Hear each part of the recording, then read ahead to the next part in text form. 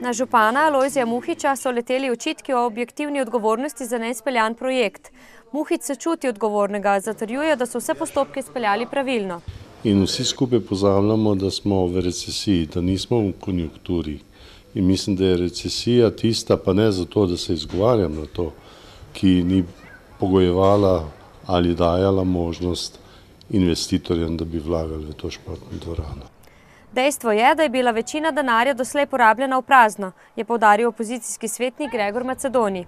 Zdaj, če rečemo, da zemljišča ostajajo in da je to lokacija, kjer se bo šport še v prihodnje razvijal, mislim, da vsa projektna dokumentacija za to dvorano ne bo nikoli uporabna, zato ker ne bo dvorane nastala po teh načrtih. Prav tako je vse te postopki, ki so stali več 100 tisoč in vse te elaborati in mnenja, vse to bo seveda neuporabno.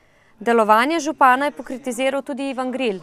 In še posebej me preseneča današnji odgovor, kjer je navedel, da smo bili mi kot investitor dejansko v podrejenem položaju o odločanju o stvareh, ki so se seveda dogajale na tečaju v Ljubljani, kjer smo bili mi preglasovani. Ne moramo biti mi preglasovani, če smo mi investitor. Sicer pa, tako župan Alojzij Muhič, občina, če bo pridobila gradbeno dovoljenje, v lastni režiji ne bi zmogla narediti dvorane. Vsaj polovico sredstev bi moral prispevati naložbenik.